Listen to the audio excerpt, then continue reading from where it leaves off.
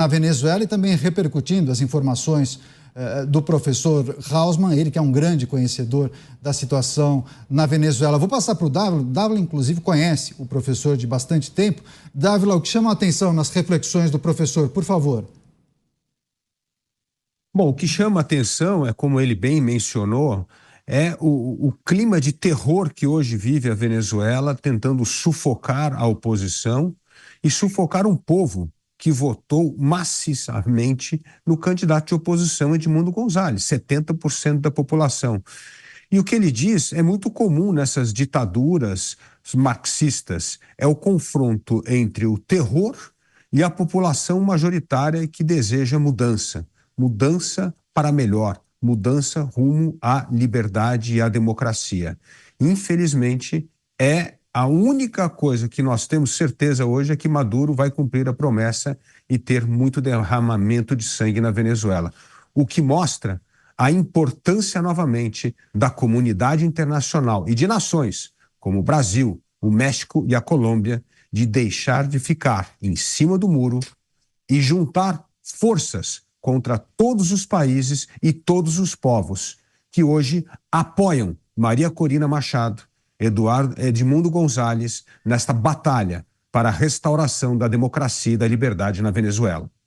Pois é, vou chamar o Roberto Mota. Mota, a gente trouxe, claro, a participação desse professor colaborando com a gente aqui na Jovem Pan News. Pudemos ter uma boa noção da reflexão dos principais pensadores e analistas aqui da América Latina, mas chama atenção quando ele, ao final, destaca a força do povo venezuelano, que por mais que estejam numa situação muito difícil, não podem desanimar e se entregar para Nicolás Maduro.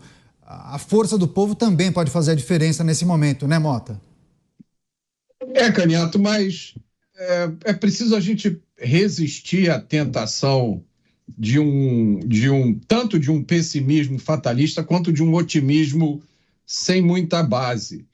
Essa história não começou ontem na Venezuela. Essa história começou na Venezuela há muito tempo. Maduro não teria chegado onde ele chegou se ele não tivesse tido muito apoio dentro e fora da Venezuela. As barbaridades que Maduro faz não começaram ontem, não começaram semana passada, não começaram há 3 meses.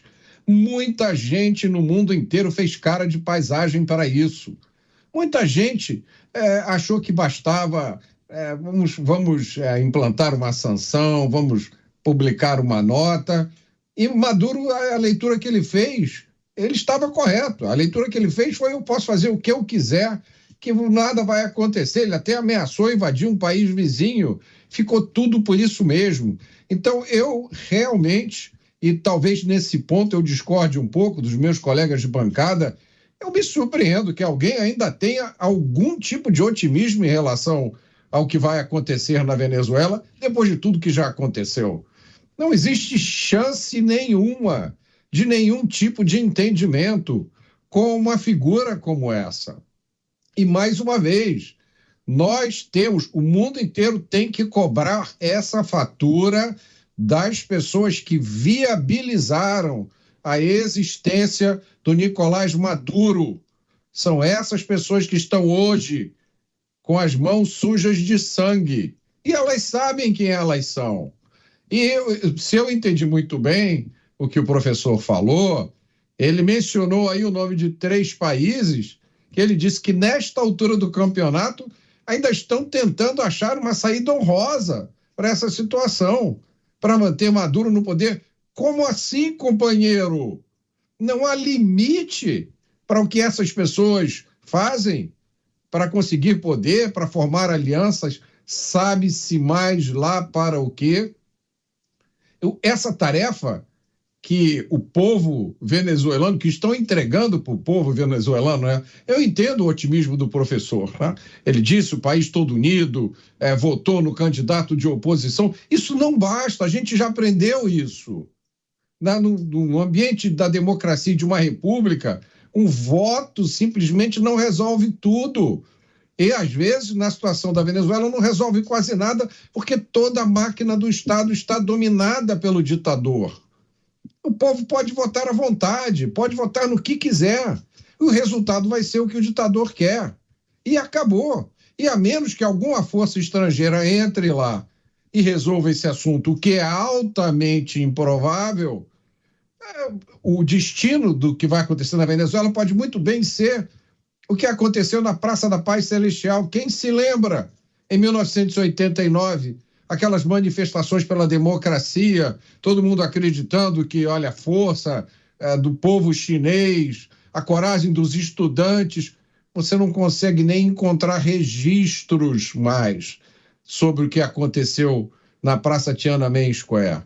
Então, eu lamento terminar o meu comentário nessa nota pessimista, mas o tamanho da limpeza que tem que ser feita na Venezuela para tirar todo esse entulho bolivariano construído ao longo dos anos por Chávez e Maduro, eu acho quase uma covardia a gente colocar essa responsabilidade agora nas mãos do povo venezuelano faminto, desempregado, massacrado ao longo de todos esses anos. Essa responsabilidade tinha que ser colocada na mão das pessoas que apoiaram Maduro e permitiram que isso acontecesse. Mota, sua aparente divergência com os nossos comentaristas, digo aparente que eu não escutei todos em relação a esse aspecto, mas pelo menos essa divergência ou essa posição tem sido apoiada por grande parte da nossa audiência, viu? Muitos colocando, bom, o povo fez sua parte, mas não basta só isso. Você, Cristiano Beraldo, as falas do professor, a análise do Mota e também suas reflexões. Beraldo. Eu queria comentar em cima da fala do Mota, dizendo o seguinte, que eu concordo com o Mota.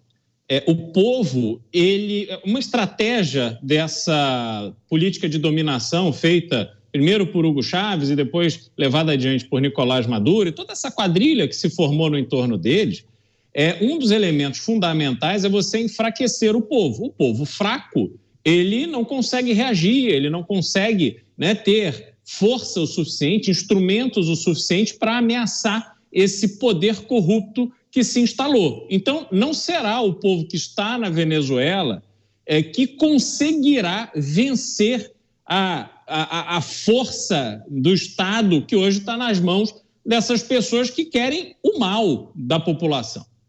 O ponto que eu acho que é importante considerar é que, se a gente olhar para o cenário geopolítico, a gente vai ver que quem pode dar apoio a Nicolás Maduro numa eventual resposta armada de Estados Unidos, da Europa, outros países na América do Sul podem se unir a esse esforço de devolver a democracia à Venezuela. Quem poderia ajudar a Venezuela seria o Irã, seria a Rússia, eventualmente a China, que não vai querer entrar em conflito contra os Estados Unidos, sobretudo porque estamos diante de uma fraude flagrante que, obviamente, Nicolás Maduro está subvertendo o processo democrático da Venezuela. Só que, neste momento que a gente está vivendo, o Irã tem coisas muito mais importantes com que se preocupar. Um convidado do governo iraniano foi assassinado por forças militares de Israel dentro de Teherã, dentro da capital do Irã. Um convidado tinha ido lá para a posse do novo presidente iraniano. Obviamente, o Irã não vai desviar suas atenções para a Venezuela agora. E, se fizer, vai fazer isso de forma bastante menos intensa do que faria em condições normais. O foco do Irã agora é Israel, não é Venezuela. A Rússia está enfrentando uma guerra extremamente custosa contra a Ucrânia. E a Rússia está numa expectativa de que, se eventualmente houver uma vitória democrata nos Estados Unidos, essa guerra vai continuar e eles precisam ficar focados nisso. Também não resta muitos recursos para ajudar o Nicolás Maduro. Eles já ajudam muito dando dinheiro. Então, hoje existe uma fragilidade na Venezuela. A pergunta é, será que Estados Unidos vai liderar um processo de intervenção na Venezuela, direto ou indiretamente? Será que vai dar essa força que a população venezuelana precisa? Será que eles têm capacidade de, ao serem oferecidos armamentos, estrategistas, inteligência, equipamentos, será que eles têm condição de reagir? Ou será que é preciso mandar tropas estrangeiras? Então, isso tudo está na mesa agora. Se houver uma reação, se Maduro for forçado a sair da presidência, eu tenho certeza absoluta que não será por livre iniciativa da população da Venezuela. Eles vão precisar de ajuda, e de muita ajuda nesse momento. É isso, programa Os Pingos nos Is, as últimas informações da Venezuela, a crise instalada no país, o posicionamento do CNE, Conselho Nacional Eleitoral, reafirmando a vitória de Nicolás Maduro sobre o opositor Edmundo González. Agora eu vou chamar o delegado Palumbo. Delegado, queria que também trouxesse sua reflexão, suas análises, as falas do professor que foi entrevistado pela gente, trazendo a sua análise sobre esse momento da Venezuela. Segundo ele, um país unificado, que derrotou Nicolás Maduro nas urnas. Nicolás Maduro, uma figura que fraudou todos os processos, tem todas as instituições debaixo da sua asa, enfim, mas ele reforçando a força do povo venezuelano. Somente a força desse povo talvez não seja o suficiente nesse momento, né, delegado? Uma frase que o professor Ricardo falou me chamou muito a atenção, e é a mais pura verdade, que o governo brasileiro está com dificuldade de reconhecer o óbvio, apesar de todos os indícios de corrupção e fraude. Eu gostaria muito que o Mota estivesse errado, mas ele está certo. É um povo desarmado, é um povo que não tem acesso às armas, lutando contra forças policiais e contra as forças armadas. É uma luta desigual. Ocorre que agora facções começaram a apoiar essa movimentação para derrubar Maduro. Se por eventualidade Los Sóis, que eu acho que é muito improvável, é um cartel de drogas entrar, aí começa a ficar ruim para Maduro. Mas não vai entrar. Afinal de contas, o Maduro é um acusado de envio de 200 a 300 toneladas de droga para os Estados Unidos. E da onde vem essa droga? Do cartel dos Los Sóis. Inclusive, tem generais das Forças Armadas no meio disso. Então, esse ditador deveria cair sim. E o Brasil, cada vez que se omite, cada vez que fica em cima do muro, cada vez que passa pano, vai fortalecendo esse ditador. Brasil, Colômbia, México, que é lamentável, porque está todo mundo vendo o óbvio.